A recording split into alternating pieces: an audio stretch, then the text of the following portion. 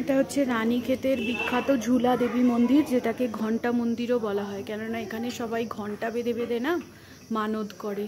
এই যে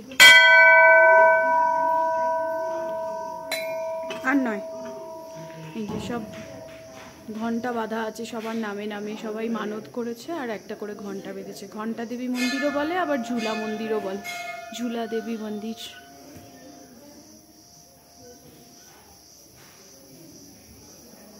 চারিদিকে ঘণ্টা বাঁধা। এটা হচ্ছে রানীক্ষেতের একটা ঘুরতে আসার জায়গা।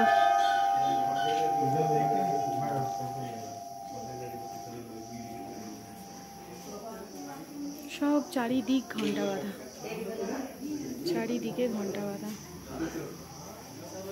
খুব মজার জায়গাও দেখতে লাগছে, সব মানত করেছে ঘণ্টা বেঁধে বেঁধে।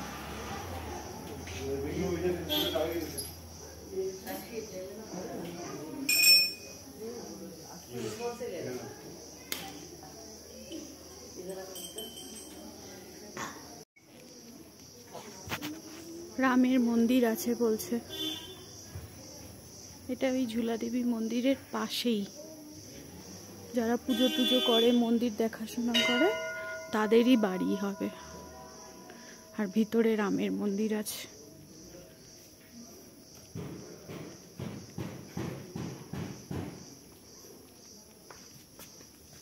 আছে ও,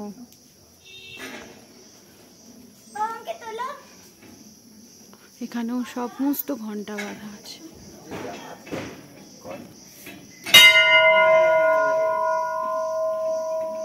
সব শাড়ি দিয়ে ছোট বড় মেজো সেজো সমস্ত রকমের ঘন্টা।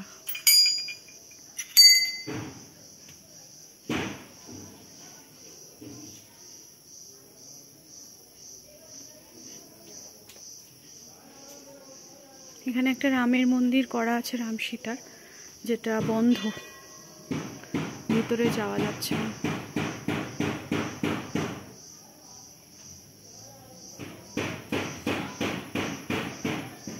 এখানেও সব শাড়ি দিয়ে ঘন্টা।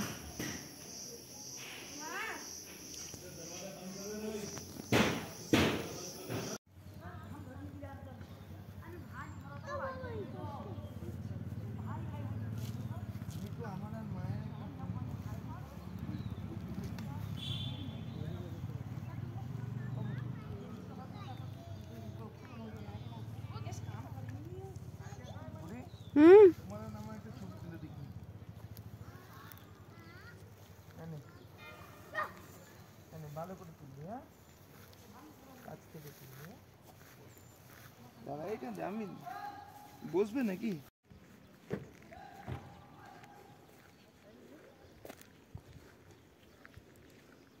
টোটাল প্রপার্টিটাই আর্মির এরিয়া, ডিফেন্সের, তাই এর ভিতরে যাওয়া যাবে না, রেস্ট্রিকশন করা আছে।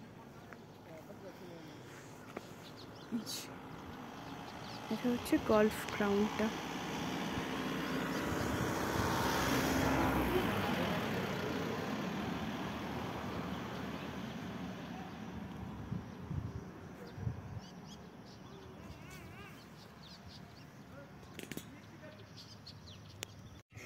আমরা এসেছিলাম রানীক্ষেতে, আলমোড়া যাওয়ার পথেই রানীক্ষেতটা পড়বে, আর এখানে এই মিউজিয়ামটা ঘুরলাম। আমাদের ইন্ডিয়ান সোলজারদের, কুমায়ুন রেঞ্জের যে সোলজাররা রয়েছে এখানে, তো মেন ট্রেনিং ক্যাম্প, তো এইটা জায়গাটা ঘুরলাম। মিউজিয়াম রয়েছে ওর ভেতরে একটা, খুবই সুন্দর।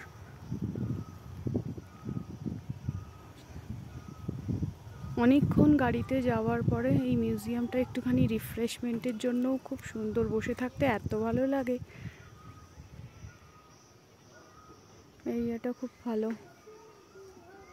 এটা আছে রানীক্ষেতে।